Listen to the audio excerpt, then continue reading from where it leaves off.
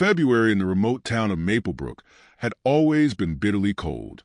The town itself, isolated and tucked away deep in the northern woods, was a place that few people passed through. It was a type of town where everyone knew each other, and secrets were kept well hidden beneath the icy surface.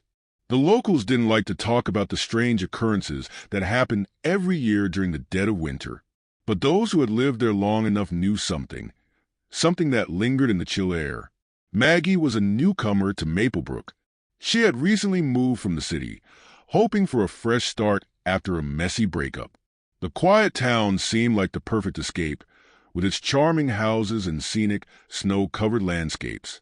What Maggie didn't know, though, was that the town had a history, a dark, twisted history that had been buried for generations. It all began on the night of February 14th, when the wind picked up, howling through the trees like a chorus of lost souls. Maggie had gone to bed early, still adjusting to the peaceful rhythms of her new life. But she was woken in the dead of night, her eyes snapping open as the faintest sound drifted into her room. A soft tapping against the window, almost like a fingertip gently brushing the glass. Her heart began to race. She tried to convince herself it was just the wind, or maybe a branch tapping against the window. But then the tapping came again, this time louder, more insistent. Maggie's breath caught in her throat. She pulled the blankets tighter around her body and glanced toward the window, her eyes squinting through the darkness. The house was silent, save for the eerie wind outside, but the tapping, it wouldn't stop. She slowly rose from the bed and crept toward the window. The snow was falling heavily now, blanketing the world in a thick white sheet. When she peered through the glass, her breath fogging up the cold surface, she saw nothing. No one. Just a swirling snowstorm. But then, something caught her eye. A figure, barely visible in the snow, standing motionless by the edge of the woods. Maggie's pulse quickened.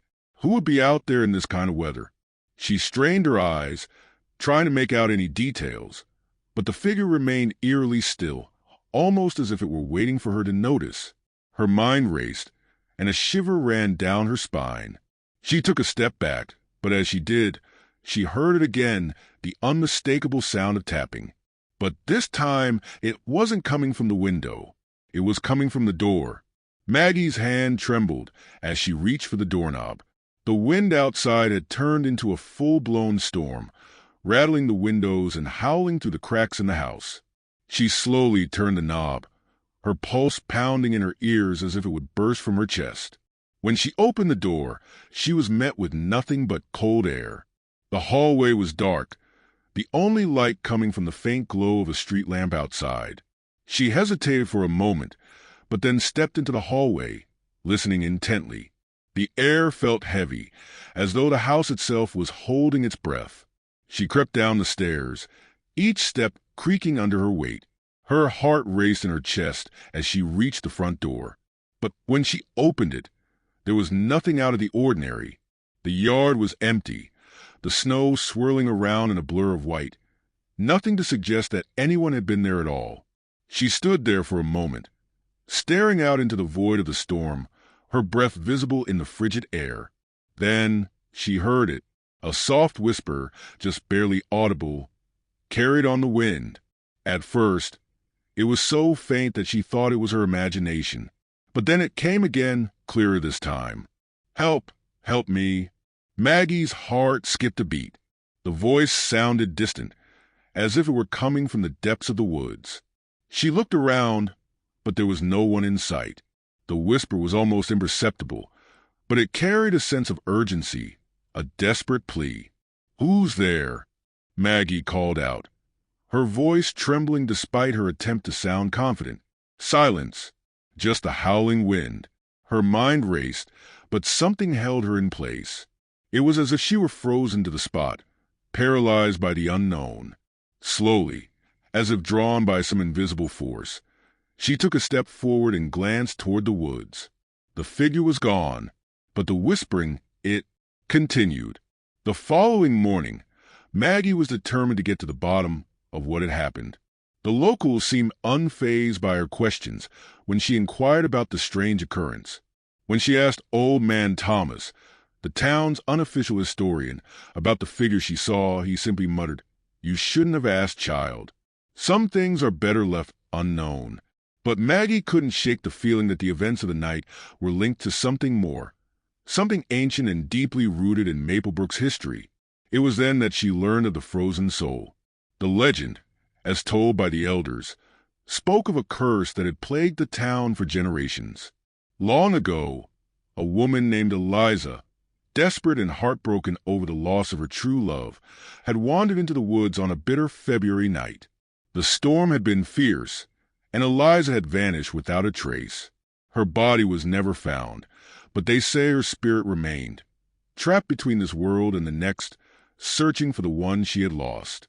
The locals believed that every February, on the anniversary of her disappearance, Eliza's spirit would return to the town, seeking out those who dared to look too closely.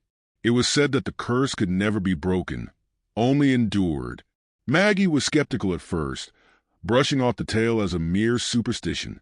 But when the night of February 14th approached again, she couldn't shake the feeling that something was watching her, something waiting. And as the wind picked up once more, she began to wonder, could the story of Eliza's curse be true? The storm returned with a vengeance on the night of February 14th. It was as if the town itself was holding its breath, the air thick with tension. Maggie had decided to stay inside, away from the curse that had haunted the town for centuries. But despite her best efforts to avoid the inevitable, she couldn't escape the creeping sense of dread that followed her. Around midnight, the tapping began again. Only this time, it was louder, more forceful. It echoed throughout the house, reverberating in her bones. She tried to ignore it, tried to pretend it wasn't happening, but the noise grew more insistent with each passing moment. Then she heard the whisper, "Come to me." This time, it wasn't coming from outside. It was coming from within the house, from somewhere deep within the walls. Maggie's eyes widened in terror as she realized the truth. The figure she had seen was not just a random passerby. It was Eliza's spirit drawn to her. Maggie wasn't sure how she knew this, but she could feel it deep in her gut. The curse had come for her, just as it had come for others before her. As the tapping grew louder, Maggie's fear began to transform into desperation. She knew she had to leave the house before it was too late. But when she turned to run, she found herself standing face to face with the figure she had seen outside. The woman was no longer a distant shape. She stood before Maggie, her eyes hollow and empty, her face a twisted mask of grief and longing. "Help me," Eliza whispered, her voice a ghostly echo that seemed to reach into Maggie's soul. Maggie's heart pounded in her chest as she stood frozen, unable to look away from the ghostly figure. Eliza's eyes locked onto hers, pleading with her in a way that chilled Maggie to her very core. You must help me," Eliza repeated, her voice now an eerie, hollow rasp.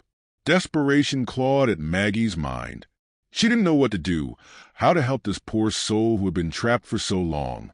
But as the seconds ticked by, it became clear that whatever Eliza wanted, whatever she needed, it was too late to escape. The wind outside howled, and the room seemed to grow colder, the very air heavy with sorrow and despair. Maggie realized then that the curse was real. There was no escape, no way to outrun it. Eliza's ghost took a step toward her, and Maggie felt a cold, clammy hand brush against her arm. She gasped, her breath caught in her throat. The touch was icy, lifeless. In that moment, Maggie understood.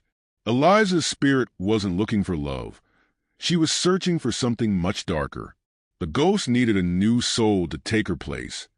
Someone to carry the curse, to wander the frozen woods forever, just as she had. As Eliza's grasp tightened around her, Maggie screamed into the night, knowing her fate had been sealed. Some stories aren't meant to be heard. Some curses aren't meant to be broken. And in the coldest months of February, the shadows have a way of creeping in when you least expect them. Remember, not every tale is a mere myth. Some are warnings, and some are far, far worse. Maggie will never be the same, and neither will the town of Maplebrook. They will all feel the chill of Eliza's icy grip for many years to come. If you enjoyed this chilling tale, don't forget to like, comment, and share.